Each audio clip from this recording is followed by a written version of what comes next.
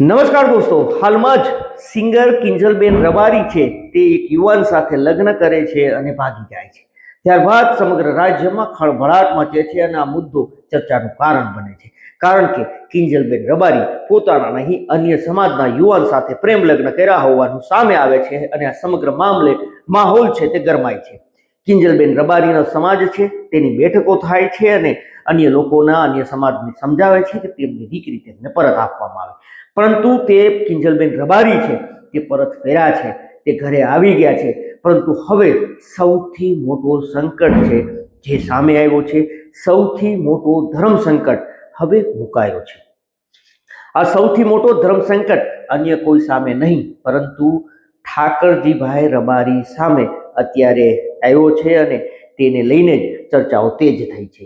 એક માતા પિતા છે જે ચોધાર આંસુએ રડી રહ્યા છે અને ઠાકરસિંહભાઈ રબારી સામે ગુહાર લગાવી રહ્યા છે.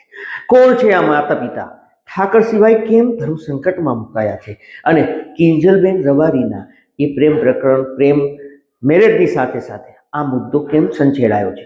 આ તમામ મુદ્દે વાત કરીએ, વિડીયોની શરૂઆત કરીએ. નમસ્કાર દોસ્તો, હું છું દિલીપ મોરી અને આપ જોઈ રહ્યા છો નમસ્તે ગીત.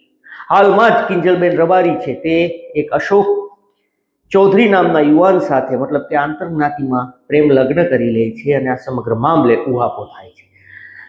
કિંજલબેનને લોકો સમજાવવામાં સફળ રહે છે અને તે પરત ઘરે ફરી જાય છે. આ સમગ્ર મામલો બધાને એવું લાગતું હતું કે અહીંયા પર સ્થગિત થઈ ગયો છે, ઠપ થઈ ગયો છે, પરંતુ સૌથી મોટો ધર્મ સંકટ કિંજલબેનના પરત આવવા બાદ થયો છે અને તેની કારણ છે એક વાવ થરાદ તાલુકાનું રૂના કરીને એક ગામ છે. આ થરાદ તાલુકાનો રૂના ગામના દીકરી છે જેના પિતાનું નામ જગમાલભાઈ ચૌધરી છે.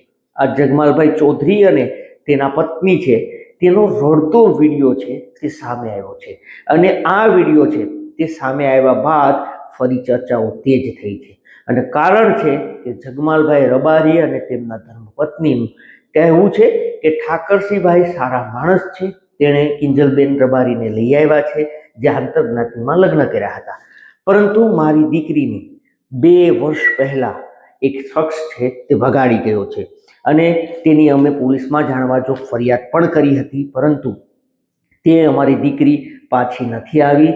કાંકરેજ તાલુકાનું ઊણ ગામ છે અને આ ઊણ ગામનો માદેવભાઈ રબારી કરીને એક વ્યક્તિ છે જે આ જગમાલભાઈ ચૌધરીની દીકરીને ભગાડી ગયાનો આક્ષેપ લગાવી રહ્યા છે.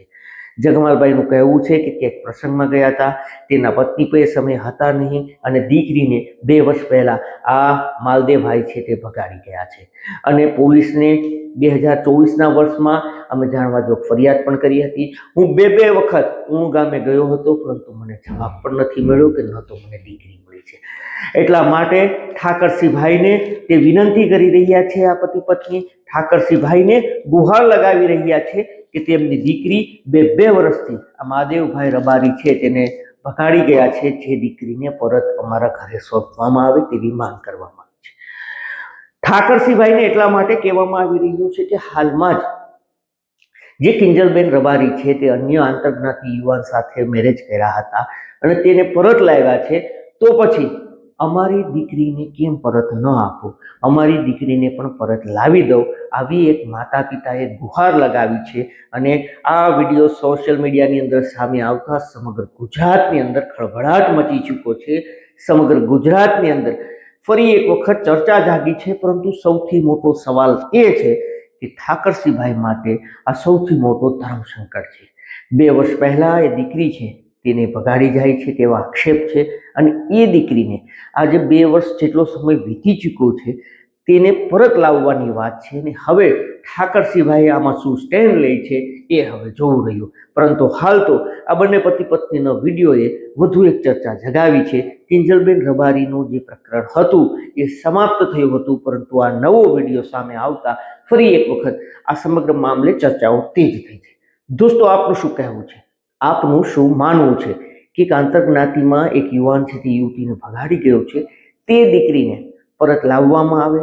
શું તેમાં ઠાકોરસિંહભાઈ કઈ પ્રકારે મદદ કરી શકે, શું મદદ કરશે કે કેમ, અને સામેવાળી દીકરી છે તે આવવા તૈયાર છે કે કેમ, આવા અનેક સવાલો છે તે હાલ ચર્ચા થઈ રહ્યા છે. અમારો દાવો નથી. આપ શું કહો છો? આપ શું માનો છો આ મુદ્દે? આપ જરૂરથી કમેન્ટ કરીને જણાવજો. અમારો હેતુ કોઈને નુકસાન પહોંચાડવાનો, બદનામ કરવાનો નહીં. આપને સચેત અને જાગૃત કરવાનું છે કે આપ પણ સાવધાન રહો, સલામત રહો, સતર્ક રહો. જોતા રહો નમસ્તે ગીત. ધન્યવાદ.